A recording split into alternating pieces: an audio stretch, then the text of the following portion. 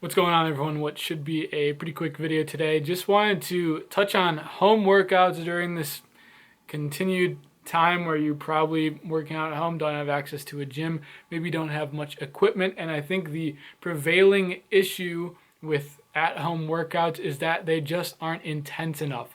Whether you have a little bit of weight to use, or whether you have no equipment at all, especially if you have no equipment at all, you are probably getting inadequate workouts, probably not pushing yourself to some level close to failure that would be close to what you normally do in the gym. Because what we're trying to do with these home workouts is trying to, as close as possible, get to the point that you would be training in the gym. If you would be regularly training in the gym, trying to mimic that to some extent with like body weight or minimal weight workouts. So I have 3 tips on how to make that happen, how to ramp up the intensity in your body weight or at home workouts. Number 1 is a simple thing that you would do in the gym, progressive overload, by adding on weight. Maybe you have some like dumbbells laying around at home or something.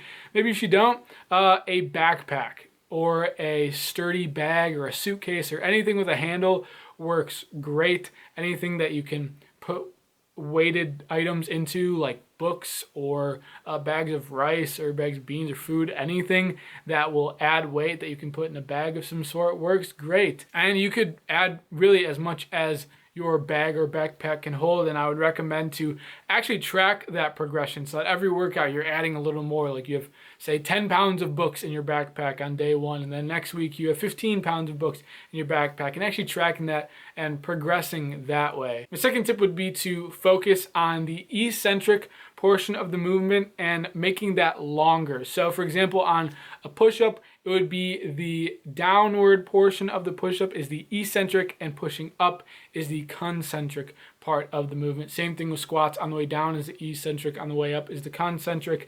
A lot of times when we're doing exercises, I know I tend to not focus as much on the eccentric, but when you do, when you take, say, a 3 to 4 seconds down on a push-up or on a squat or something, it totally increases the intensity of that rep and then of that subsequent set, and causes a lot more work to be done. You're actually making your body work through both the concentric and the eccentric. So it's both kind of like a time under tension thing, because you are increasing the time of each rep and then subsequently the time of each set. So your sets end up being longer, but also you're making yourself work harder. And I guarantee you that doing a set of push-ups where you would maybe normally get like 10 to 15 push-ups, not focusing, just banging them out real quick. You focus on like a 3 to 4 seconds down and then explode back up. You want to explode back up. You can be slow on the way down, but power on the way up. It's going to be a lot harder if you add on some extra time to that movement. And then tip number 3 is to mess with leverages in some way. And what I mean by that is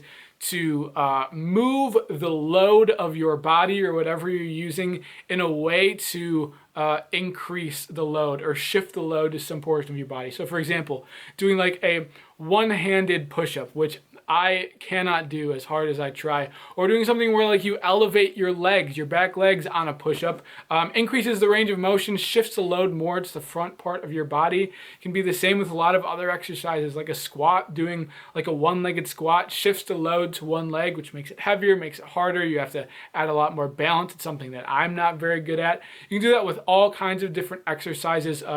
Putting your legs up on something, doing it one arm at a time, maybe doing some kind of push-ups where you elevate your hands and you can get in deeper, but messing with leverages in some sort of way to move the exercise to make it a longer, a bigger range of motion, or shifting the load onto one side of your body, doing a unilateral movement that would normally be both arms or both legs at the same time. Those are my 3 tips. You can, and compound on each of those, you can do a set of push-ups. Normally you would do it with like backpack with added weight on, doing slow eccentrics and with your legs up. It's gonna be so much harder than just doing a normal set of push-ups. So do those and track them and progress on those. That's gonna ramp up the intensity of your at-home workouts. Hopefully those tips were helpful. Those are my 3 tips for at-home workouts.